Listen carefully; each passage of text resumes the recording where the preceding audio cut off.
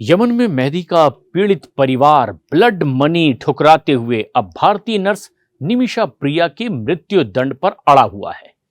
तो ऐसे में सवाल यह है कि अब आखिर आगे क्या होगा। खबरें यह है कि यमन में पीड़ित परिवार ने ब्लड मनी लेने से साफ इनकार कर दिया है। दरअसल ब्लड मनी वो अमाउंट होती है जिस पर राजी हो जाते हैं पीड़ित पक्ष और आरोपी भी। जो पीड़ित पक्ष है उसे उस आरोपी को वो अमाउंट देना होता है, जिसे लेने के बाद वो परिवार उसे माफ कर देता है। लेकिन अब ये ब्लड मनी लेने से भी परिवार ने साफ इनकार कर दिया है और ऐसे में अब निमिषा प्रिया की मुश्किलें और बढ़ती चली जा रही है। मतलब ये कि मृतक तलाल अब्दो मेहदी के भाई अब्देल फाद ने यह साफ कह दिया कि माफी या मुआवजा बिल्कुल भी किसी भी कीमत पर कबूल नहीं है और चाहते ये हैं कि निमिषा को मौत की सजा दी जाए, यानी खून का बदला खून। वैसे भारतीय नर्स निमिषा प्रिया के पास में बचने के अगर हम तलाशें तो 5 विकल्प अब भी मौजूद हैं। हालांकि रास्ते आसान नहीं है, कतई आसान नहीं, और यह देखने वाली बात होगी कि इन विकल्पों के बंद दरवाजे अब कैसे खुल सकते हैं। बेशक यमन में पीड़ित परिवार के द्वारा ब्लड मनी से इनकार कर दिया गया है, यानी माफी देने से परिवार ने इनकार कर दिया है। निमिषा प्रिया को सजाए मौत कोर्ट ने सुना दी है। फिलहाल इस पर रोक लगी हुई है, लेकिन क्या बचने की उम्मीद है? रास्ते तलाशे जा रहे हैं। प्रिया की मुश्किलें लेकिन कम नहीं हो रही है। बचने के बहुत सीमित रास्ते ही दिखाई दे रहे हैं, जिसके लिए अब नए सिरे से कोशिशें शुरू की गई है। यमन में हत्या के मामलों में शरिया कानून लागू होता है। उसमें मृत्यु दंड से बचने का मुख्य रास्ता ब्लड मनी का ही है। हत्या की यह मामला दरअसल 2017 का है और उसके बाद से यह केस पहले स्थानीय कोर्ट में गया, फिर यहां के सुप्रीम कोर्ट तक पहुंचा और सब जगह निमिषा प्रिया को मृत्यु दंड पर ही मुहर लगाई गई। निमिषा प्रिया को वैसे 16 जुलाई को ही फांसी दी जाने की घोषणा कोर्ट की ओर से की गई थी, लेकिन अब इसे टाल दिया गया है। अब इस मामले की अगली सुनवाई 14 अगस्त को है और अब तक ब्लड मनी की कोशिश भी जारी है। भारतीय नर्स को बचाने के वैसे इसके अलावा 5 विकल्प और हो सकते हैं। क्या है वो विकल्प? जिसमें पहले नंबर पर आता है अगर राष्ट्रपति माफ कर दें। कानून में यमन के राष्ट्रपति के पास ऐसे मामलों में माफी देने का संवैधानिक अधिकार होता है, लेकिन विशेष परिस्थिति में ही। हालांकि यह बहुत दुर्लभ हुआ है, अब तक के ऐसा बहुत कम देखने मिला है यमन में। इसमें राजनीतिक, धार्मिक या फिर मानवीय दलीलों की जरूरत होती है। भारत सरकार इस दिशा में राजनयिक दबाव या फिर मानवीय अपील के माध्यम से कोशिश कर सकती है। वो इसमें लगातार प्रयत्नशील भी है, यानी भारत सरकार इन रास्तों को तलाशने की कोशिश कर रही है। एक और तरीका, अगर मुकदमे में फिर से अपील का कोई रास्ता निकल आए तो भी बच सकती है निमिषा की जान।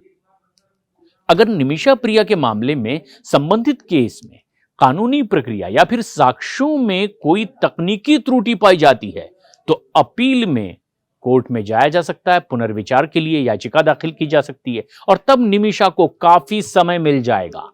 तब उसके परिजन नए सिरे से ब्लड मनी की कोशिश करके सुलह समझौता भी करवा सकते हैं और फिर से अपील के जरिए केस पलट भी सकता है, क्योंकि सुनवाई नए सिरे से होगी उन बिंदुओं पर जिस पर ये चाहते हैं कि गौर नहीं किया गया है।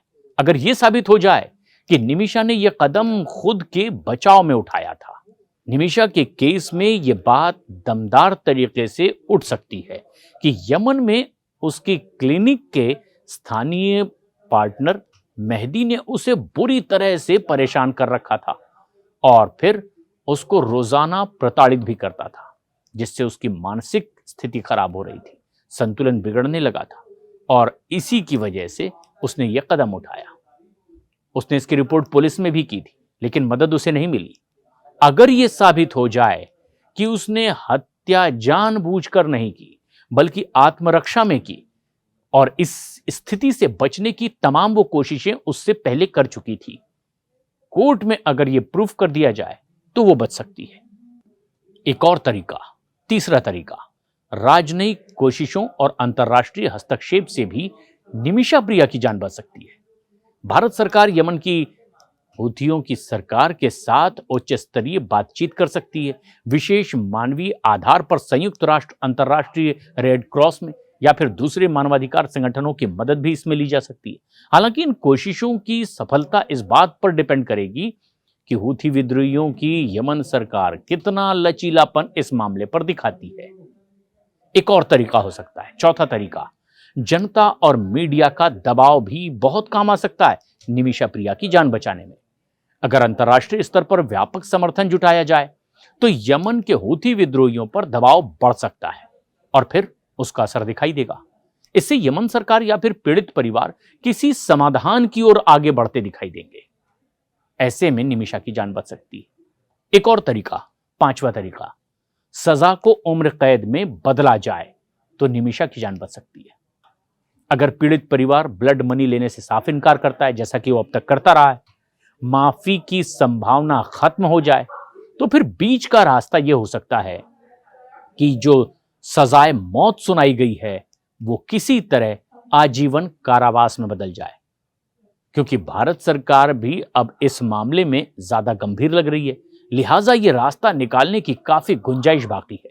हालांकि इसके लिए मानवीय, मेडिकल या फिर कूटनीतिक आधार की भी जरूरत होगी और ऐसा लगता है कि भारत सरकार ने इसके लिए कोई कूटनीतिक चैनल खोल भी दिया है। विदेश मंत्रालय और भारतीय दूतावास वकीली सहायता, वीजा, काउंसलर मुलाकातें फ्री होकर के भी दे रही है और अब भारत अपनी एक टीम भी वहां पर भेजने वाला है और इससे कानूनी एक्सपर्ट्स और शरीयत संबंधी विद्वान भी इसमें शामिल बताए जा रहे हैं। ईरान और खाड़ी देशों के मित्र देशों के जरिए भी अब राजनीतिक दबाव की कोशिशें तेज कर दी गई है। भारत सरकार का हूथी विद्रोहियों पर प्रभाव सीमित है, अप्रत्यक्ष है, लेकिन कुछ रणनीतिक और कूटनीतिक चैनल्स ऐसे हैं जिनसे संवाद या फिर दबाव बनाने की संभावनाएं बनी रहती है। हूथी एक ऐसे शिया विद्रोही गुट है जिनका यमन के उत्तरी और पश्चिमी इलाकों पर नियंत्रण है। इस इलाके की सरकार वही चला रहे हैं जो ईरान समर्थित भी माने जाते हैं। क्योंकि हूथी विद्रोही ईरान समर्थित हैं, ईरान का उन पर बहुत ज्यादा असर है, लिहाजा यह संभावना है कि भारत अपने ईरान से बेहतर संबंधों का भी उपयोग कर सकता है और एक नया रास्ता निकाल सकता है। हूथियों को इसके लिए राजी किया जा सकता है, लेकिन यह देखने वाली बात होगी कि यह ईरान के लिए प्राथमिकता वाला मुद्दा है या नहीं। और इसी पर अब टिकी है निमिषा प्रिया की जान का फैसला और एक बड़ा मसला जिस पर भारत सरकार भी लगातार कोशिश कर रही है।